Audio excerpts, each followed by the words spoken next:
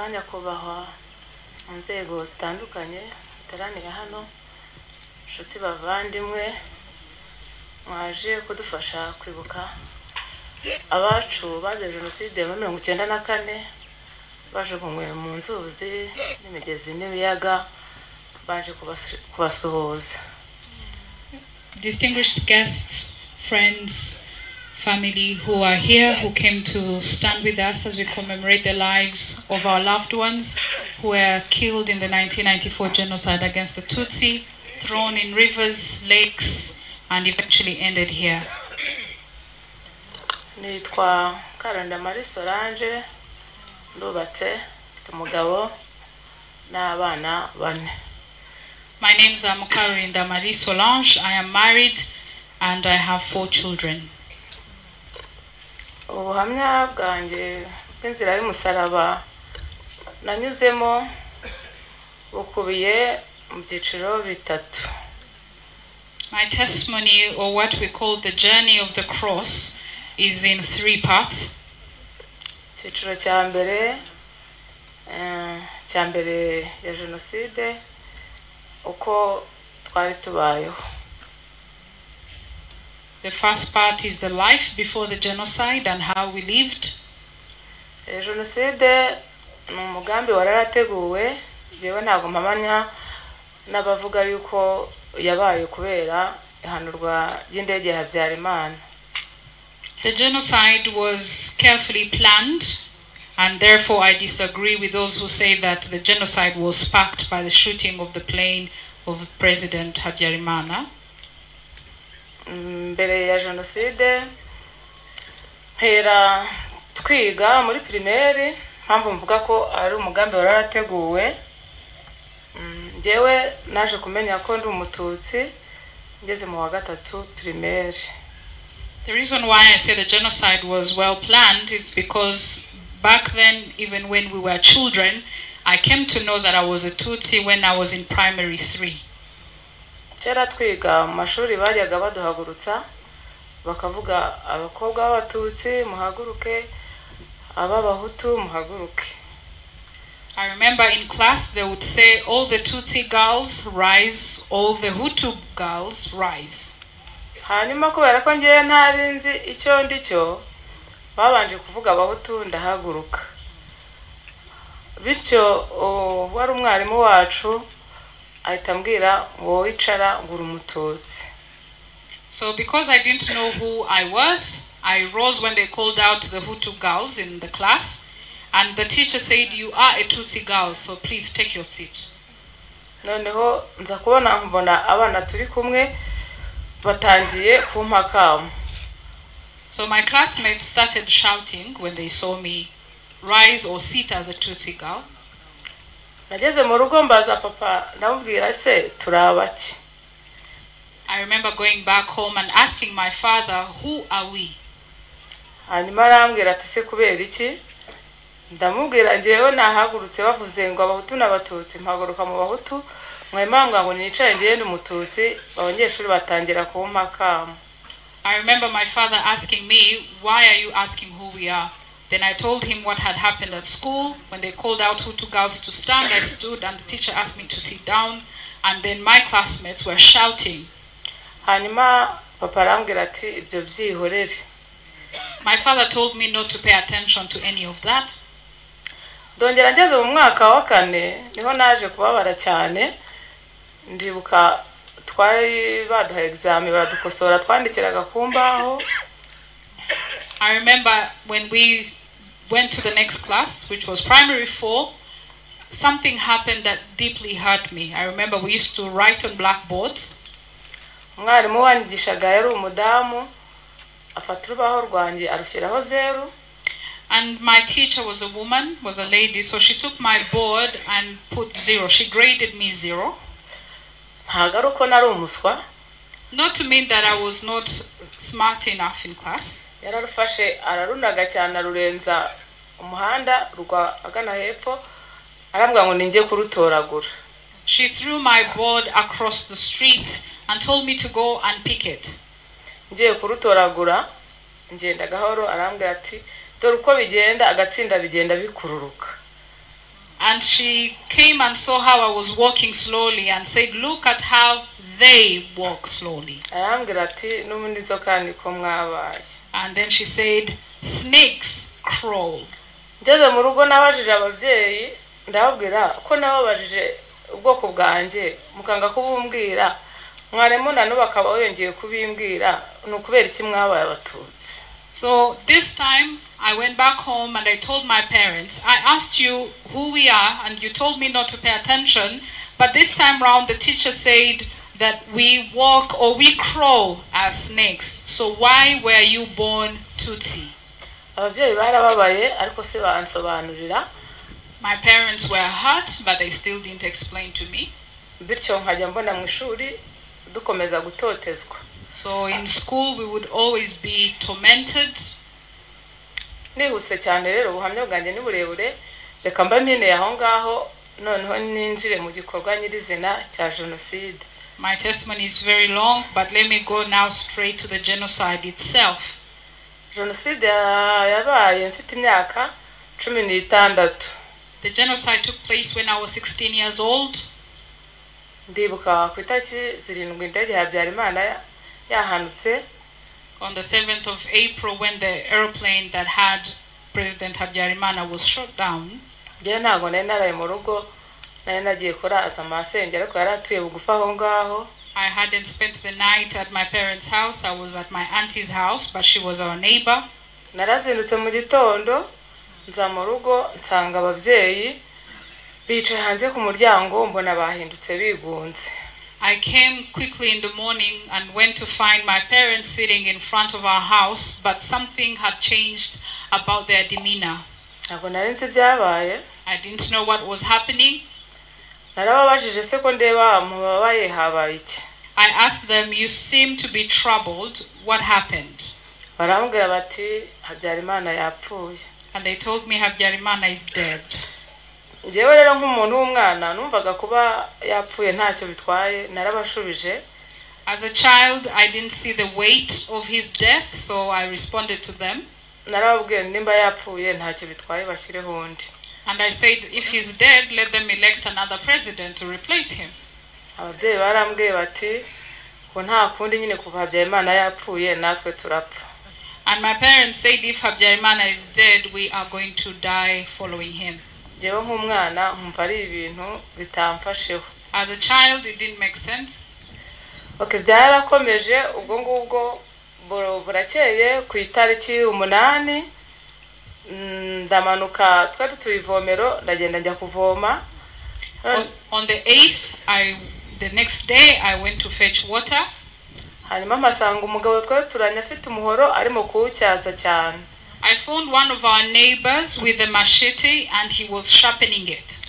Ndamubwira se kurimo gucyaza umuhoro. So I asked him, why are you sharpening the machete? Arambwira ati uwo muhoro nuwo tugiye kubatemesha. And he told me, we will use the machete to cut you in pieces. Narazamutse ngeze mu rugo nsanga papa aragiye inka ku irembo. I went and I found my father with the cows by the compound. Hanyuma mubwira uko uwo mugabo ambwiye. I told him how our neighbor had responded. Arambwira ati buriya nyine nta kundi ibyo nababwiye nibyo tugomba gupfa. And he said, this is what I told you, we will die. Byarakomeje ubwo ku itariki 9. On the 9th, mbona ibintu bitangiye guhindura isura. Things started changing. Mbona hakurya twadutegeye kwa nyokuru hari mu mpinga mbona batangiye gutwika amazu. We lived across my grandmother, and on the other side of the hill, I saw that they had started burning houses. Hanyuma mama aravuga ati iwacu dore iriya myotsi iri guturuka yo batangiye kubatwikira. My mother said they have started burning the houses of our relatives. That's what's happening. Ku itariki 9, on the 9th, tugiye tubona amafirimbi, induru. We saw a gang with whistles, shouting, screaming. Birimo kuvuga mu gace aho ngaho twari dutuye ahantu h'igikombe turi abatutsi. We lived in a valley place, and the majority of us who lived there were Tutsi. Twahise tuva mu nzu turagenda tujya ku misozi hejuru tujyana n'inka ariko nta bintu twize tujyana. Papa yaravuze ati ni mubyihorere ubwo nyine nitubaho tuzagaruka tubisange. So we immediately left our homes and tried to climb upwards the hills. We left everything at home because my father said if we ever leave, if we survive this, we'll come back and get what we left behind. Subiye nyuma gatoya hari icyo navuze, navukanaga n'abana 9 na papa na mama, ubwo twari 11. We were a family of 11, my father, my mother, with the 9 children. Ababyeyi barapfuye n'abavandimwe, ariko nasigaranye abavandimwe 3. My parents and my other siblings were killed in the genocide. We survived only the 3 of us. Hanyuma twaragiye tujya aho ngaho ku musozi ahantu bitaga Muntunga. So we went to a hill, a place they called Muntunga. Jya kubona ko ibintu bikomeye, hari ubwo abantu bo muri yacu gikombe so twateraniye hamwe. Hanyuma hari umusaza n'umukecuru bari bashaje nta nubwo babashaga kureba, babatereye intebe ngo bicare. I remember when we went upwards the hill, all of us from the valley went upwards the hill, and I remember seeing an old man and an old woman who were very, very old, and they had given them seats to sit. Hanyuma ubwo ngiye kubona tubona ibitero 3 biraje byinshi, ariko ubwo batubwiye ati abagore n'abakobwa mufata amabuye mwirwaneho. And then I saw 3 gangs come to attack us. They had told us that even the girls and the women were to grab stones and throw stones at them to fight for ourselves. Harabanjaje igitero cya mbere gifite abantu bakeya, akumbi cyari kije gutata ngo kirebe abantu bahari ukuntu bangana, turakinesha. The first gang that came didn't have many people, so we threw stones at them and they fled. But initially they had come to do the numbering, to know who was there and how much effort it would take to kill us all. Nari mfite musaza wanjye mukuru bajyaga bavuga ngo ajya mu nkotani ngo akongera akagaruka ngo afite imbunda na grenade. One of my eldest brothers, they used to call him Inkotanyi, or a member of the RPF. And they used to say that he had a gun and a grenade. Hanyuma ubwo bitero biza byose bivuga ngo mufate ndekezi ngo afite grenade ngo kumufata ngo abandi bose twabashoboye. So the other gangs that came, they came specifically looking for him, saying that if you grab Ndekezi, everyone else will fall. Icyo gihe babasaza n'abakecuru navugaga bari bicaye ku ntebe. So at that time, the old man and the old woman who were sitting, bababindiye kuri za ntebe babakubita za ntebe bahita bapfa. They pushed them and hit them with the chairs until they died. Bahita batwiraramo gutyo bahita bicamo abandi bantu.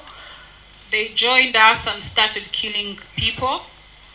Noneho mama yari yadufashe afata igitenge ngiye n'abarumuna banjye araduhambiranya ngo tutaza kumucika tugendere hamwe. Immediately my mother grabbed one of her garments and tied us. We were 3 of us, and said, I want to keep you close to where I am. Himara kubona abo bantu bamaze gupfa nibwo nese mbona ko ibintu bikomeye nahise nijishura mama, ubwo nyine mpita nirukanka mba ndamucitse. As soon as I saw that the attacks were coming intensely, I untied myself and ran and left the rest behind.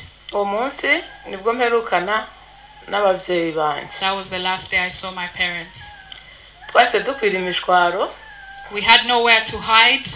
Hanyuma ngiye narirukanse, hari umuntu twari duturanye afite umukingo muremure, ndasimbuka nikubita mu rwina yataragamo ibitoki. There was someone who was nearby who had a banana plantation, and I jumped over it. Ariko kubw'amahirwe mvamo ndi muzima ntavunitse. And I survived with no bones broken. Umugabo yari muri ibyo bitero byaje kwica iwacu, ariko umugore nawe wari uri mu rugo wenyine. So one of the men, the one who owned the banana plantation, was part of the gangs who had come to kill us, but his wife had stayed at home. Umugabo yaraje avuye muri ibyo bitero. So when the husband came back from the attack, ndibuka neza yaje atwaye itako ry'inyama y'inka rifite n'uruhu yatemanye. He came with one of the legs of a cow that he had killed. Abaye akimbona itabwira umugore ati kandi wa mugore uzankorera ishyano. As soon as he saw me, he immediately argued with the wife and said, why would you let this happen? ati turimo kwica abatutsi nawe warangiza ukaza kubahisha. We are killing the Tutsi and you are daring hide one of them. Ubwo yahisa ansohokana arambwira ati mvira mu rugo noneho kuby'ubwana ndavuga se ubungubu ko ababyeyi banjye nababuze uranyirukana nje he. And he immediately said, leave my house. But as a child I looked at him and I told him, I can't find my parents. Why are you chasing me away? Where should I hide? Yasubiye mu nzara agenda azana umuhoro, mbonye umuhoro ubwo narirukanse. He went back in the house, brought a machete, and as soon as I saw it, I ran for my life. Ubwo icyo gitero cyiza byari nko mu saa 8, uwo mugabo azanyirukanye byamaze kuba saa 12 za nimugoroba.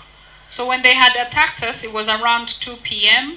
and it was around 6 p.m. of the same day when I was at his house and he started chasing me with the machete.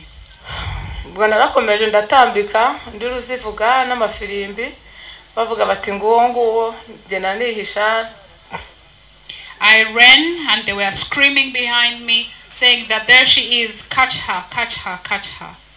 Naragiye ngeze mu ishyamba nkura n'intera hamwe. I went to the forest and I met in Interahamwe, one of the militia groups, Yari afite umuhoro who had a machete. Yaranirukankanye kubera mu guhunga. He ran behind me, but because I had been running, Nari nambaye imyenda myinshi ababyeyi batubwiye ngo tuyigerekeranye. I was wearing many clothes because our parents had asked us to wear all our clothes. Yankubise umujugujugu w'umuhoro. He threw the machete towards me. Kubw'amahirwe kubera ya myenda nari nambaye igerekeranye wa muhoro ufata muri ya myenda noneho nge si wafata ku mubiri ndakomeza ndiruka. And because I had so many clothes on, the machete was stuck in the clothes, but it never reached my skin, and I kept running. Narakomeje ndagenda nikubita mu mukoko wari uhari. I went and I fell in a hole. Ubwo nari namaze kurenga mu gace k'iwacu nikubita mu kandi gace kandi. I had moved from our neighborhood and went to another area. Naragiye njya ku rugo yari umugabo w'umurokore nsanga rero abantu barimo gusenga arambaza ati nibiki ndamubwira ntimisha. I went to our house and one of the people, the person who stayed in that house, he was a Christian, a Pentecostal Christian, and they were praying in his house and he asked me what is happening and I said, please hide me. Yangiriye neza yarambwiye ati ngwino nguhishe. Ndagenda njya mu cyumba cy'amasengesho nsangamo harimo abandi bahungu jenoside yabaye barimo gusenga babiri n'umukobwa umwe w'abatutsi harimo n'abandi babiri none b'abahutu basenganaga. So I went to the prayer room where they were praying. There was a Tutsi girl and some Tutsi young men and some Hutu men. Yaraduhishe iminsi 3. He hid us for 3 days. Bigeze aho ngaho baza kumenya yuko duhari bavuga ngo nyine bazaza kutwica. And they eventually came to know that we were hiding there and they said they would come to kill us. Ubwo b'abahungu b'abahutu bari aho ngaho bahise bagenda bajya iwabo. The young Hutu men went back to their homes. Hanyuma baragarutse baravuga bati rero bene wanyu bandi barimo kwambuka bakajya Gitarama niho barimo gukirira. Ati namwe muzaze mugeyo. And they came back to see us and they told us other Tutsis are fleeing to Gitarama. It's best that you also flee towards that direction. Uwo munsi bari buze kutwica uwo muhungu umwe twasenganaga yaraje aratubwira ati ntimurara ahangaha kuko bavuze ko baza kubica. So on the day that they had planned to come and kill us, one of the Hutu young men said that do not spend a night here because it is tonight that they will kill you. Twarahavuye turi 3. We left there, we were 3. Turakomeza turagenda dushaka kugira ngo turebe ukuntu twakwambuka tujye hakurya Gitarama. So we kept moving, trying to go towards Gitarama. Twaragiye. We walked. Twoga mu mugezi wa Nyamabuye. We had to swim through the Nyamabuye lake. Mu mugezi mutoya. It's a small river. Umuhungu umwe aravuga ati ariko atari umuntu nzi dusengana uzi kwambutsa muze tujye kumureba atwambutse. One of the young men who was with us, who was praying with us, said that I know someone who can help us cross. Turagiye. So we went.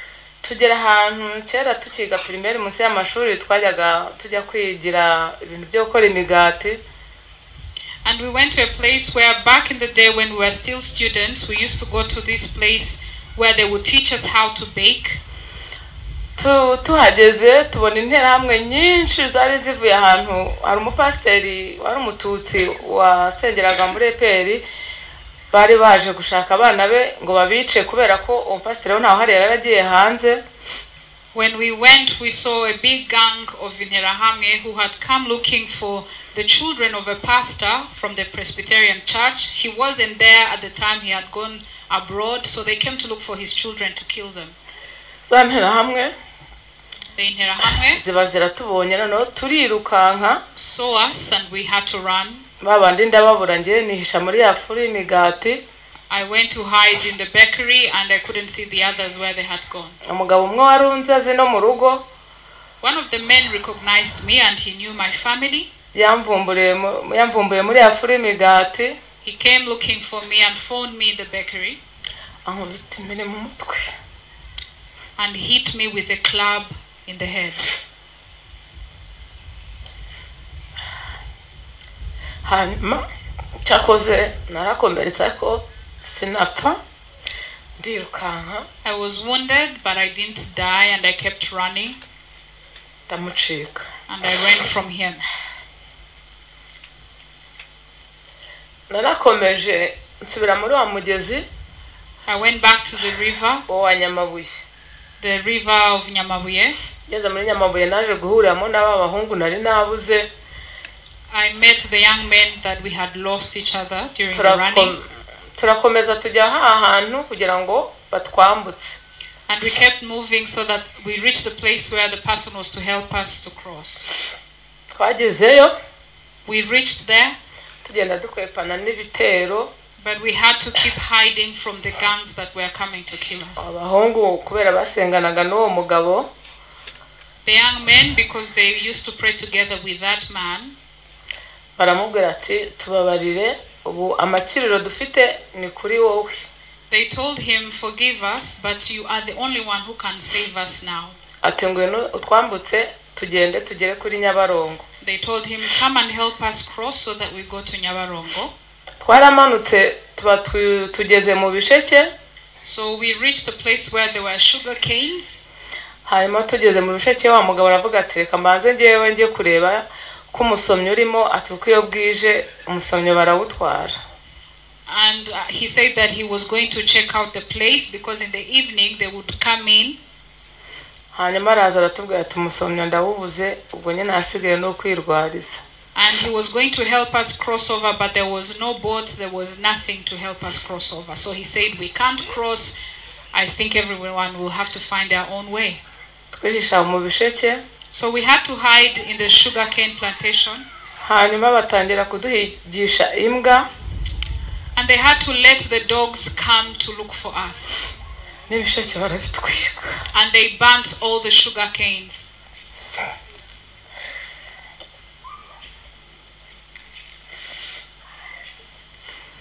Ubwo nyine twase tubona yuko akacu karangiye. So to us we knew that was the end. Tanya kumva interahamwe zizaziruka n'amafirimbi barimo bahegamo abatutsi uko bavumbukagamo kubera ko bamaze gutwika ibisheke. We started hearing the Interahamwe with whistles and screams, and since they had burnt down the sugar cane, all the Tutsis who were hiding in that sugarcane plantation had to rise from their hiding. Nibwo bahise baturuha muri Nyabarongo. That's when they threw us in the Nyabarongo.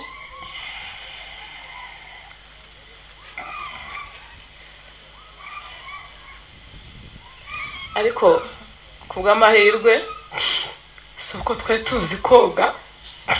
But it must have been luck, not to say that we could swim well. Mbabwiye ngo nageze hakurya gute. I cannot tell you how I reached the other side of the river. I do not know how I reached the other side of the river. Nagiye kwisanga nesanga ku nkombe y'uruzi hakurya igitarama. But I found myself at the river bank in Gitarama. Naba abantu twari kumwe nago bapfuye twese uruzi rwadutaye hakurya. And all the other people they threw in the river didn't die because the river took us all the way to the bank. ariko kubera y'amazi twari twanyoye, but because we had taken in a lot of water, twari twabyimbye nda turakandagura n'amazi akajya aca hasi no hejuru, we had to squeeze each other's bellies so that the water comes out. hanyuma twageze hakurya igitarama kubera iwacu wenda nsubiye inyuma gato ntago navuze aho mvuka mu cyahoze ari komine Shyorongi. I didn't introduce where I was born. I was born in a place that was formerly known as Shorongi. Ubungubu na akarere ka Rulindo. Today it is Rulindo. Icyo gihe rero hakurya hari komine Runda, ubu yabaye akarere ka Kamonyi. Across was Runda, but today it is known as Kamonyi. Bari bazi ko rero cyahoze ari komine Shyorongi ari MRND, hanyuma hakurya ari MDR. So parties had divided those places. On this side it was MRND and the other side was MDR, the political parties of that time. Icyo gihe duhunga bari batari basobanukirwa bazi ko ari amashyaka ari gusubiranamo MRND irimo kwica abantu batari MRND yabaye MDR. So when we were fleeing, people were initially confused, thinking that it is the members of the political parties that were fighting each other. Twebwe tuvuga ko turi guhunga MRND nyine turi abaye MDR. So we said that we were running from MRND, the political party, because we belong to MDR. Twaragiye ku munsi ukurikiyeho batangira gusobanukirwa ko ari abahutu bari kwica abatutsi. But the following day we came to understand that actually the Hutus were killing Tutsis. It was not a political party problem. Baratangira kutwirukanka navuga ati burya twabacumbikiye tutazi ko muri abatutsi. So they started chasing us, saying that we kept you thinking that you are Hutus, but we know that you're Tutsis. Aho twari twaraye hari ku nshuti zabo bahungu twari turi kumwe. The place we had spent the night was a place where the friends of the young men who were with me lived. Nihuse gato ubwo hangaho twahise tuhava. So as I go quickly, we left that place. Narakomeje ngewe ubwo abahungu ubwo igitero cyaraje dutandukanya, nibuka yuko mfite bene wacu irukoma. The gang came and separated us because everyone was running for their lives, and I remembered that I had a family in Rukoma. Naragiye ngeze aho kwa bene wacu. I reached where my relatives lived. Naharaye ijoro rimwe nsanga umugabo waho nta wari uhari we yakoraga i Kigali, mpasanga abana na mama wabo. I went and I found the mother of the house and the children. The father was working in Kigali, so he wasn't home. Mama waravuga ati nimuze n'ubundi papa wanyu bamwishe natwe ne baza batwicire hamwe. And this lady said, come, they have killed your father. Come and let us be together. If they kill us, they should kill all of us together. Ngira abana twari mu kigero kimwe umukobwa ndavuga rero muze twirukankire ni wacu nakijijwe no kwiruka ni mugumanga barabica. I told the children who were my age, I told them, let's run. Even me, I have reached here because I've been running. We don't have to stay here. Mama wawe yarabakomezanije yanga ko twirukankana ngewe mitambacika ndirukanka. The mother refused to let them go and I refused to stay, so I kept running and they stayed behind. Nimara kuhava ngeze haruguru igitero cyahise kiza bose kirabica barapfa nta numwe warokotse. And as soon as I left, a gang came and massacred all of them and no one survived. Ubwo narakomeje ndirukanka. I kept running. Hanyuma nza kwibuka ko nari mfite masenge za Gacurabwenge. I remembered that I have an auntie who lived in a place called Gacurabwenge. Masenge yarashatse umugabo w'umuhutu. She was married to a Hutu man. Naragiye ngezeyo. When I reached there, yafite umugabo w'umusaza aravuga ati guma hanga hanyogosenge nibaza kumwica bazamwicana. And this old man said, come and stay here. When they come to kill your auntie, they should kill the two of you together. Naharaye iryo joro igitero gihita kiza. I spent the night and then another gang came to kill us. Kije kwica uwo mukecuru. This group came to kill this old woman, my auntie. Jewe nabaye numvise cya gitero mitanca mu ntanzi z'urugo ndirukanka numva masenge arimo gutaka bamwishe. And as soon as I heard the attackers come, I ran for my life and immediately then they started killing my auntie. I heard her screams as I was running. Narirukansa ndagenda njya hakurya ku muhungu wa masenge.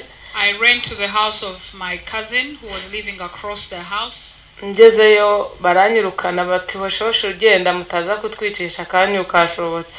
And my cousin said, run, they will kill all of us if you stay. They have decided to kill all of you. You shouldn't stay here and get all of us killed. Nanazamutse ndara mu ishyamba ryari aho ngaho, imvura iranyagira ndaharara. I went and I spent the night in the forest that was nearby. Ku munsi ukurikiye ndongera kundi munsi ndahirirwa. I spent there whole day. Ku munsi wa gatatu inzara irambye ndavuga ngo reka ngaruke wenda bampa ibiryo nisubire muri rya shyamba. And on the third day I said, let me come back and ask for food, then I'll go back and hide in the forest. Ngezeyo barongera baranyirukana bati genda ntabwo tugushaka aho ngaho. And when I went back, they chased me. They said, go, we do not want you here. Narakomeje ndagenda bangeze aho bita Kayenzi ngire ngo. I kept moving. I went to Kayenzi. Nasanga bariyeri y'interahamwe nyinshi cyane. I found a roadblock with many interahamwe. Ya myenda nari nambaye kubera ukuntu yari nyinshi nari nkigerekeranyije bakajya bambwira bati manika amaboko uvuge power. And I was still wearing all those clothes, so when they saw me they told me, raise your hand and keep chanting power, power, power. Bakajya bambwira bati ubwo ntabwo uri umututsi. And they said, you are not a Tutsi.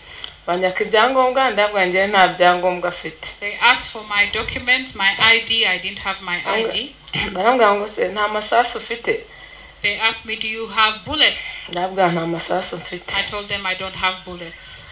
Barambwira bati zini za nyenzi turimo kurwana nazo. And they said, these are the cockroaches that we are fighting. Ndabwa ngeyo ntago ndi umututsi. Bakambwira ati se ubu urabona usa natwe. And I told them I'm not a Tutsi. And they said, do you look like us? Do you think you look like us? Ndabwa ngeyo ndi umuhutu. I told them I'm a Hutu. Papa no umuhutu ariko mama no umututsi ngiye nsana mama. I told them my father is a Hutu, my mother is a Tutsi. I look like my mother. Harimo interahamwe imwe ari ifite inkota. There was an interahamwe who had shoes on. Afite inkota ndende. He had a sword. Arambwira ati inkota niyo maze kwicisha bene wanyu. And he said, I have just used this sword to kill your relatives. Nawe ndayikwicisha. And I'm about to do the same to you. Havameo interahamwe iravuga ati kana agakobwa ni mukihorere. One of the interahamwe said, this is a young girl, leave her. Ati ni mukicaza hanga haturakica tuvuye kwica bene wabo. Let her sit here and wait for us to kill her after we have finished killing all her relatives. Nicaye kuri bariyeri. So I sat by the roadblock. Bansigira interahamwe ebyiri ngo zisigare zindinze. They left two interahamwes to keep watch over me. Haza umugore ngo yari umugore w'umupolisi. Then there came a woman, she was a wife to a policeman. Araza arababwira atari kugiye mwahere mwica uwo mwana mwamwihoreye murabona batwaye iki. And she said, you have killed for so long. This is a child. Leave her alone. Iyo nterahamwe imwe arabibwira ngo nazayitume itabi.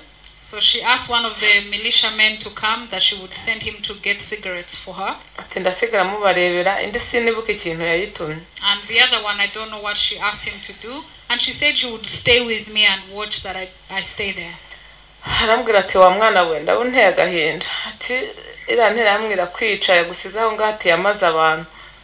And she said, young girl, I feel sorry for you. That interahamwe will certainly kill you because he has killed so many people. Arambwira ati manuka hanga muri kano kabande. And she said, go down this hill. Ati wigendere. And just run. Ndamubwira se ndajya ariko ntazi inzira. And I said, I do not know the way, so where should I go? Arambwira ati wa mwana urabaza inzira ati komeza wiruka. And she said, young girl, you ask for the way, just run for your life. Naramanutse. So I ran muri aho kabande. Down the valley. Nahasanze abatutsi benshi. I found so many Tutsis. Mu Gacurabwenge ndibuka ni mu Gacurabwenge ndahabona neza. It is in Gacurabwenge. I can see that place now.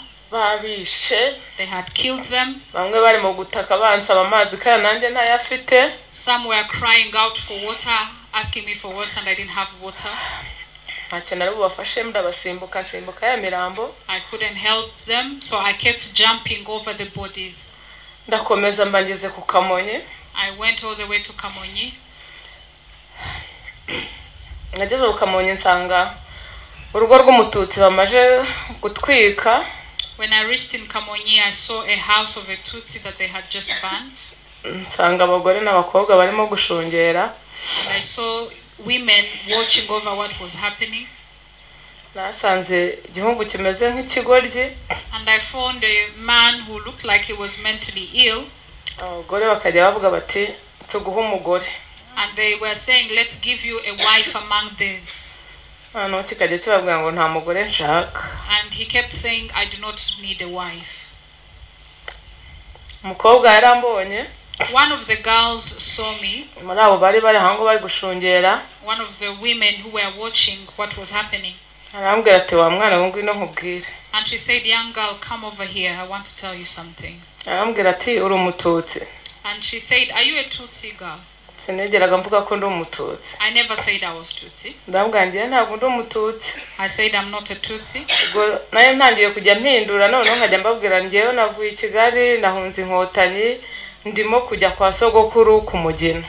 I had changed my story, and at this point I was telling them that I was fleeing from Kigali, fleeing from the Inkotanyi, the RPA soldiers, and I was going to my grandfather's house. Ku Mugina aho nari mpazi kubera musaza wanjye umwe nababwiye mukuru yararashatse umukobwa waho. That area I knew it so well because my brother, the one I told you about, had married a girl from that area. Yaremaze kuba saa 12. It was around 6 p.m. Umukobwa yaranjyanye waba arambwira ati ngwino ngucumbikira dore burije hanyuma uzikomereze ejo mu gitondo. So she took me to her family home and said, you stay here and then tomorrow morning you will keep moving. Nagezeyo. When I reached there, kubera umunaniro urwa rugendo rwose nagenze, because of the long journey and the exhaustion, yanyeretseho kuryama sinatekereza n'ibyo gupfa ndasinzira. She showed me where to sleep and I immediately slept. I forgot about the death and everything that I had seen. Papa we kumbe yari intera hamwe ikomeye aho ngaho yabaga yagiye ku kazi niko kera babyitaga. And her father, unbeknown to me, was one of the leading Interahamwe in that area. So he had gone to work. When they would go out to kill people, they would call it going out to work. Papa we yaraje wa mukobwa arambwira ati ngwino ujye gusuhuza papa. When her father returned, she came and woke me up and told me, come and greet my father. Naraje nsanga papa we yicaye muri salo afite umuhoro afite mpiri. I went to the living room and found her father seated with a machete and a club. Akimbona itavuga ati wa mukobwa uzankurira ishyano turimo kurwana n'inkotanyi kumbe nawe ukazicumbikira. And immediately when he saw me, he scolded his daughter and said, we are killing the Inkotanyi and you're bringing one of them to my house. Arambwira ati uri umututsi. So he looked at me and asked me, are you Tutsi? Ndongera mubwira ko akuri ndavuga ngiye ntabwo ndi umututsi ndi umuhutu. I told him I'm not a Tutsi, I'm Hutu. Arambwira aya mazuru urabona nawe bahutu. And he looked at me and said, do you think your nose looks like the nose of Hutus? Namubwiye nta amazuru na ya mama niwe mututsi papa no muhutu. I told him my nose is similar to that of my mother, she's Tutsi, but my father is Hutu. Arambwira ati nisha abantu benshi ndananiwe genda wowe sinkwisha ariko ntondarire mu rugo. So he looked at me and said, I have killed so many people today, I'm very tired, I cannot kill you. Tomorrow early morning rise and leave. Yaranyirukanye. He sent me away. Byamaze kuba ninjoro. It was late. Bagenda ntangira kwibaza aho ngiye na hantu ntazi. I started asking myself where I was going to head. I didn't know this place. Nageze haguru rugo umukobwa araza arankurikira. So when I reached the compound, the daughter came. Arambwira ati garuka papa agiye kuryama kandi ngiye ndara mu nzu yo hanze ngwino nkurarane mu gitondo uri bwikomereze. And she called me and said, come, my father has gone to sleep, but I sleep in the house that is outside. I'll keep you for tonight, then you'll go tomorrow morning. Umukobwa yaranjyanye iwabo ndaryama. She took me to the house and I slept. Mu gitondo narabyutse.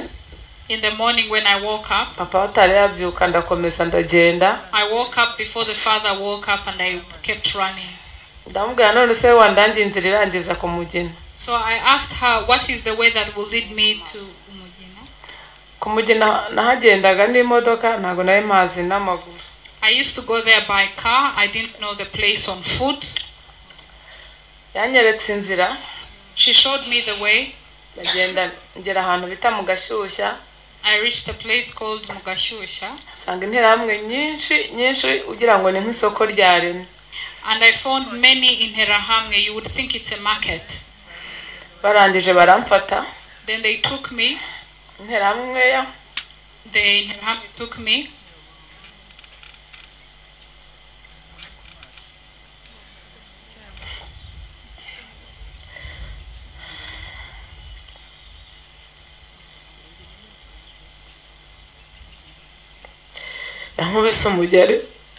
He hit me with his leg.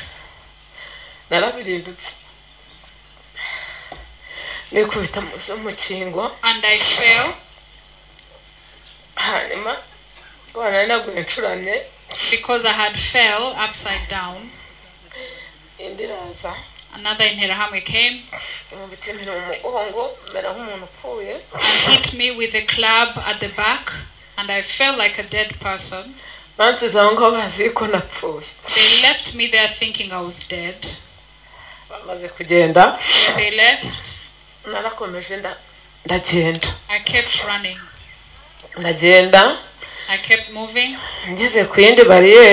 When I reached another roadblock, they asked me, "Where are you going, young girl?" As I had told them,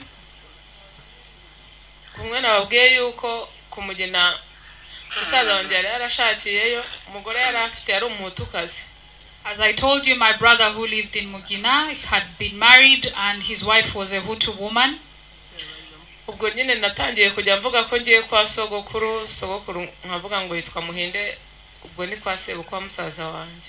I kept saying I'm going to my grandfather's house, but in actual sense he was the father-in-law of my brother who was a Hutu man.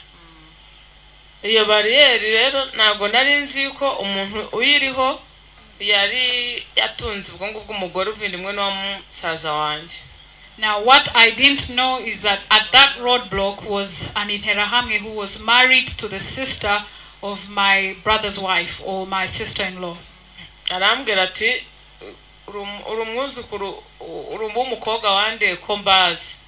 And he said, "Who do you belong to? Because I know all the grandchildren of this household."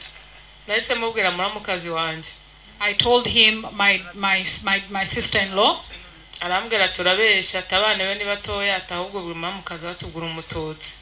And he said, "You are lying because all her children are very young, so you must be her sister-in-law. That means you are a Tutsi woman."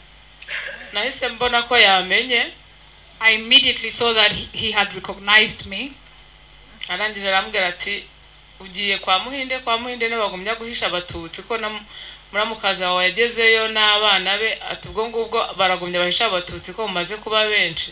So he said, "How are you going to Muhinde's house, that particular person, because they have hidden so many Tutsi and we know that you're going to become too many in one place."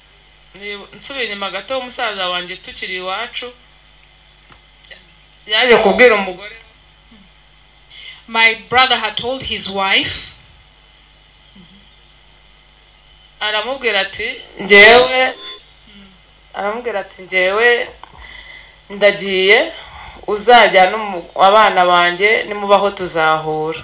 so he had told his wife, go and hide our children. If you survive, we will meet again.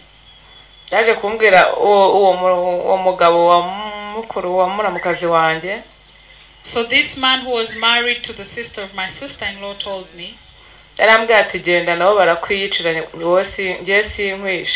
he said, "I will let you go. I'm sure they will kill you themselves."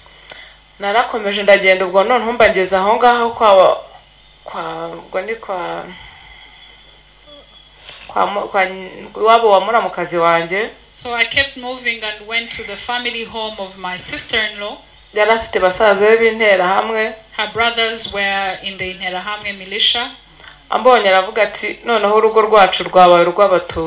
When he saw me, he said, "Now our home has become a home of the Tutsi."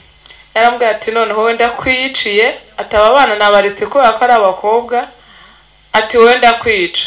So he looked at me and said, I have let these children go because they are girls, but for you I will kill you myself. Arambaza ati musaza wawe ari hehe ari we muramuwe. So he asked for my brother, who was his brother-in-law. Ndamubwira ntabwo nzi ahantu ari. And I said, I do not know where my brother is. Arambwira ati naramukaje wenda mwiyicira.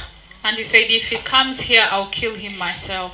Mamukaza wanjye akimbona. As soon as my sister-in-law saw me, yaravuze ati none ndagushyiraho ko n'abana bagiye kubanyicana. And she said, where will I hide you, because they even want to kill my children. Musaza we yaragiye azana igitero. The brother went and brought an attack group. Aravuga ati muze munkurire inkotanyi ahangaha. And said, come and take the inkotanyi from this place. Mamukazi wanjye yahise ajya kumpisha mu rutoki. My sister-in-law immediately went to hide me in the banana plantation. Cya gitero cyaraje gisanga ntahari. And when the attack group came, it didn't find me there. Hanyuma musaza we yarongera aragaruka. The brother came back. Kundi munsi ukurikiyeho. The following day.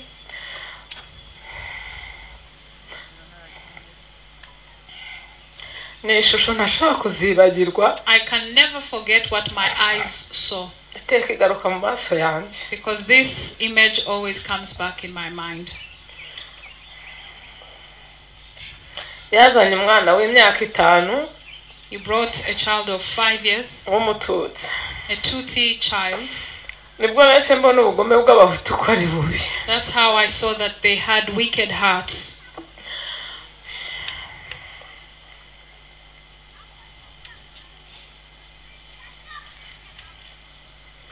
Hari icyazo ryari hanze bacyarizagaho. There is a place that they used to sharpen their weapons. Yahambiye kakana. He bound the 5-year-old child. Kana kamusaba imbabazi. I remember this child begging for his life. Arambwira ati ngiye kukwica. And he told the child, I'm going to kill you. Yafashe umuhoro aracegetaga kanu. He took the machete and cut the child by the throat. Akana karapfa. And the child immediately died.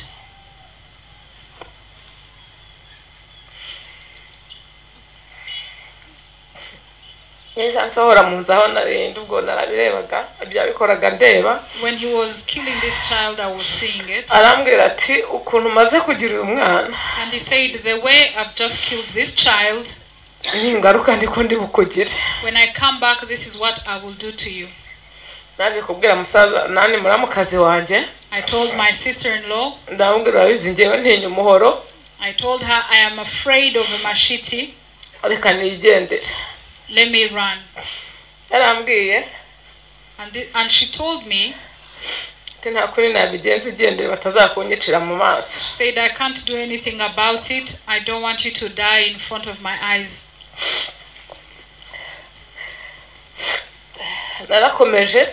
I kept moving. I went to the Mugina. And she said, there are other Tutsis. I went to the parish. One of the local leaders of that area, he was called Ndagijimana Kaliste.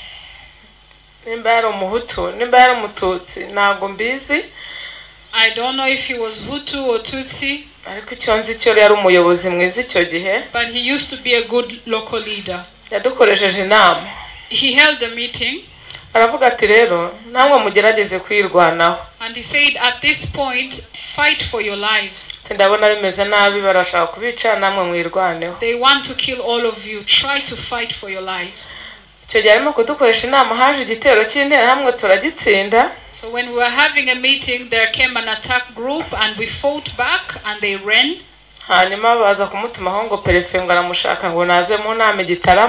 They asked him to go to a meeting to see the prefect of that district. They killed him at the border. And the day they killed him is the day they killed all of us. They killed him at the roadblock. We went to the church.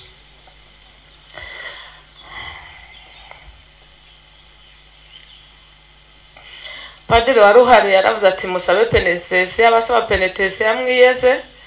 And the priest who was there said, this is the time for you to repent your sins and prepare yourselves for death. Ati umunsi wanyu wageze. Because your day of death has come. Interahamwe zinjiye mu kiliziya. The Interahamwe came in the church. Ziratemagura abana, zirica abakuru. They killed everyone from the children to the elderly, killing them with machetes.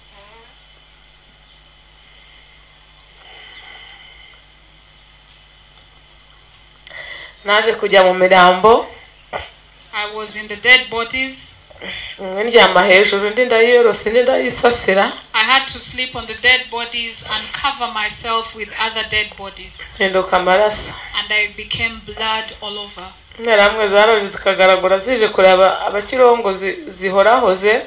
The Interahamwe would come and kick the bodies to see if they could find any living people left so that they would kill all of them off. Bambonye bagira ngo napfuye. When they saw me, they thought I was dead. Abasohokagamo abasirikare barabarasaga. And if anyone tried to run from the dead bodies, there were soldiers outside who would quickly shoot you. Bigeze nijoro nasohotse muri ya mirambo. At night, I left the bodies. Naragiye hari igiti cy'umunyinya kiganda igihari hanze. There was a big tree outside. Nuriye cya giti cy'umunyinya nicaramo. And I climbed the tree and sat in the tree branches. Niriwemo. I spent the whole day. Bigeze nijoro ndibaza ndavuga nti bazagera aho bambone. And at night I thought to myself, they will eventually see me in the tree branches. Naje kuvamo njya mu masaka. I left and went to the sorghum plantation. Maramo iminsi 3. I spent 3 days.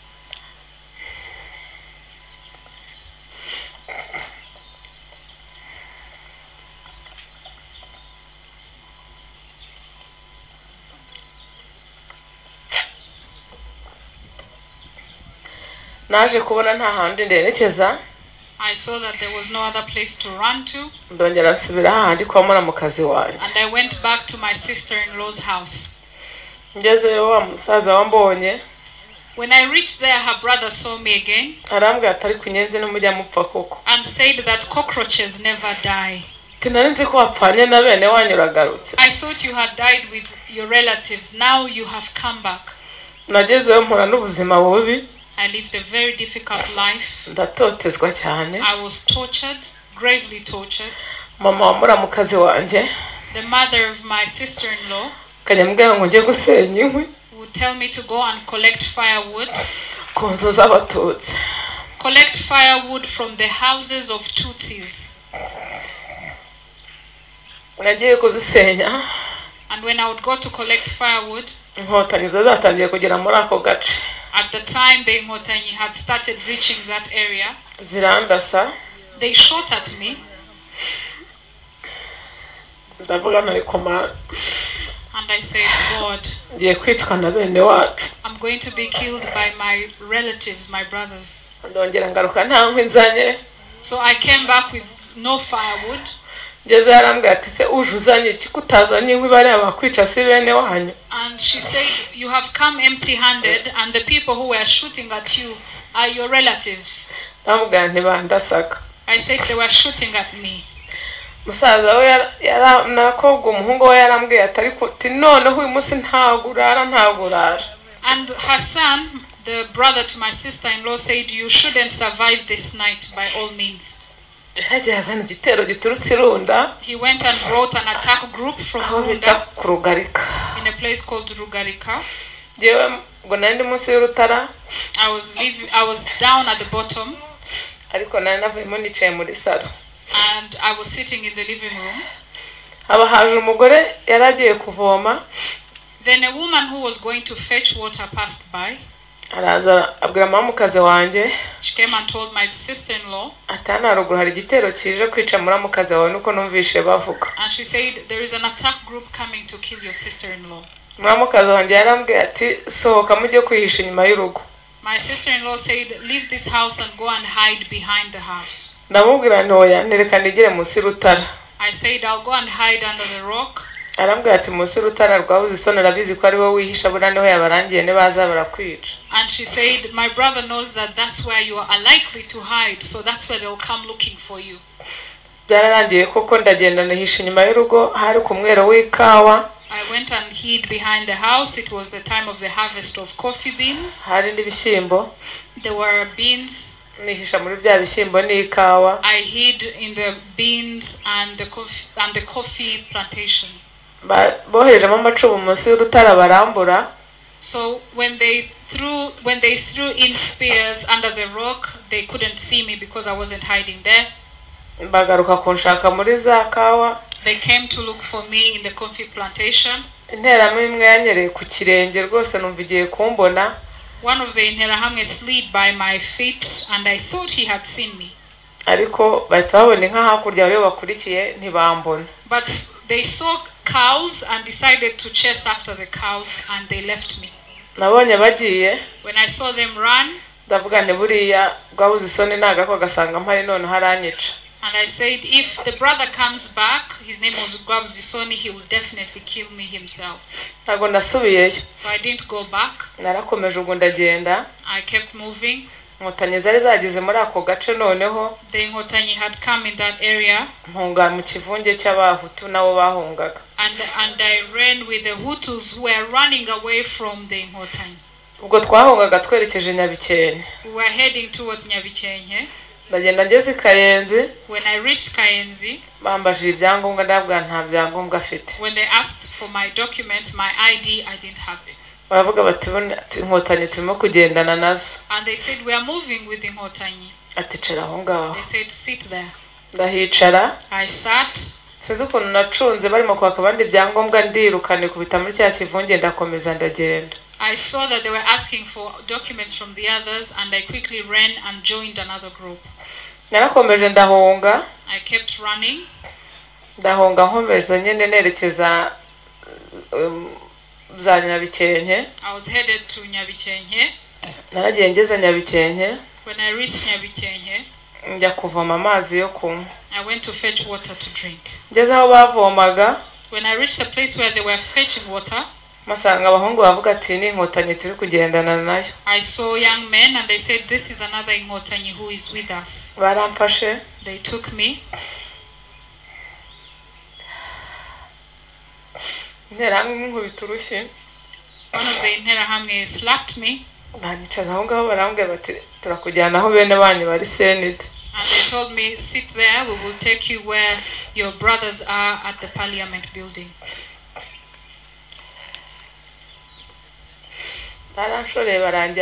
They took me a place where there was a big pit and they were throwing people in the pit. When I reached there, they asked me to say my final words and then they would throw me. I would jump in the pit by myself.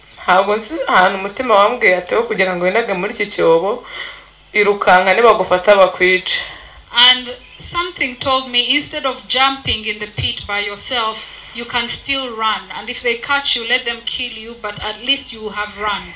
I ran and joined another group of people. And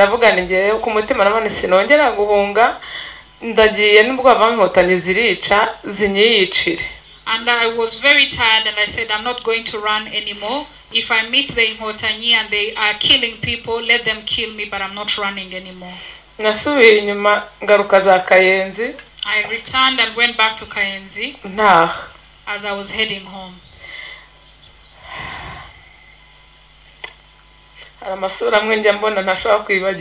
There are some faces I see I can never forget. I saw soldiers in the ex-FAR army. I saw a man that they had made sit. They were saying he is Inkotanyi. They took me and sat me down next to him. And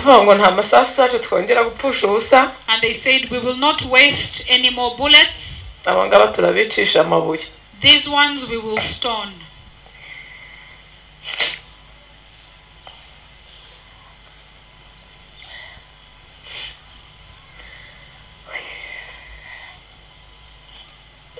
umugabo baramufasha baramuhambira.